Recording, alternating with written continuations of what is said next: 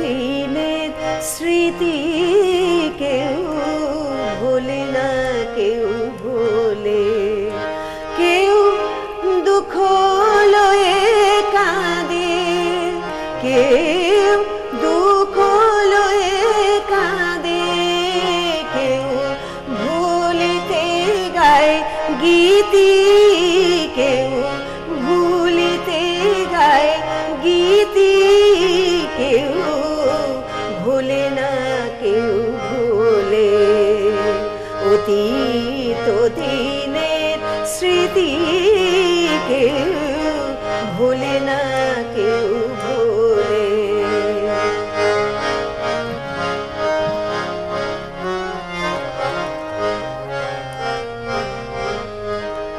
কেউ শীতল জল দে, কেউ শীতল জল দে, হ্যাঁ রে অশনির জ্বালা।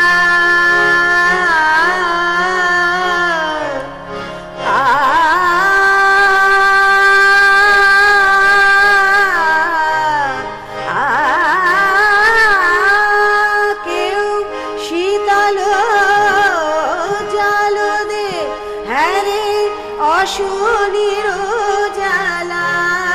কেউ ফুলদলি চলে, তার শুষ্ক কুঞ্জ বিথি, কে তার শুষ্ক কুঞ্জ বিথি, তার শুষ্ক কুঞ্জ বিথি, কেউ ভোলে না, কেউ ভোলে।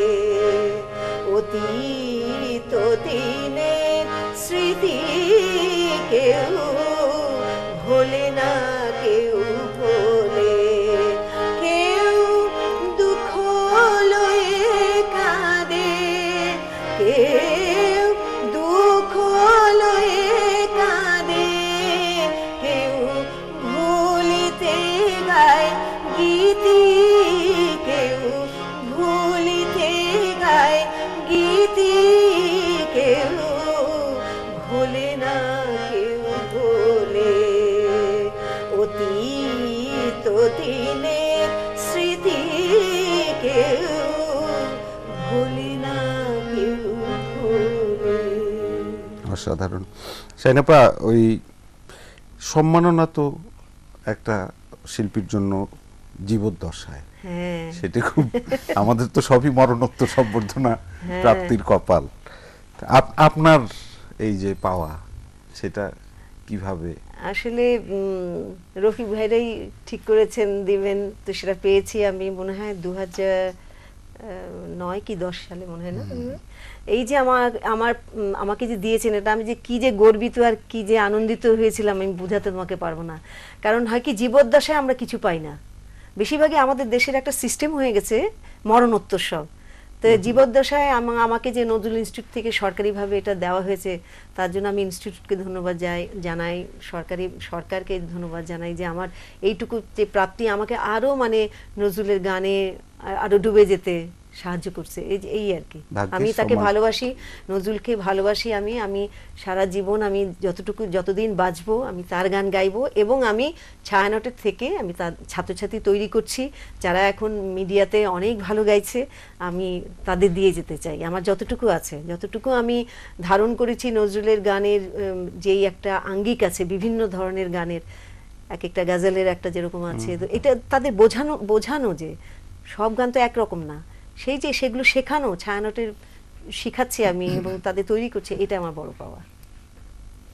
স্যার, একদম শেষ সময় 1 মিনিটের, ওরা বলছে আমাদেরকে যে 1 মিনিট সময় আমরা পাবো, যদি আপনি ছোট্ট করে একটু বলেন যে নজরুল চর্চার ক্ষেত্রে যেই পথ অনুসরণ আমরা করতে পারি। আগের প্রসঙ্গটাই আমরা যেতে পারবো না। সেটা হচ্ছে যে নজরুল চর্চার ক্ষেত্রে নজরুলকে শুদ্ধ রূপে আমাদের চর্চা করে যেতে হবে, এবং এখানে এই বিকৃতি করার অধিকার কারণেই। শুধু নজরুল নয়, আজকে এই যে তথ্য প্রযুক্তির যুগে আমরা যদি আমাদের সাংস্কৃতিক মূল্যবোধকে যদি আঁকড়ে ধরে না থাকি, তাহলে আমাদের এই স্বাধীনতা অর্থহীন হয়ে যাবে। আমরা ওই বিদেশি চাকচিক্যে আমরা ভেসে যাব স্রোতের শ্যাওলার মতো।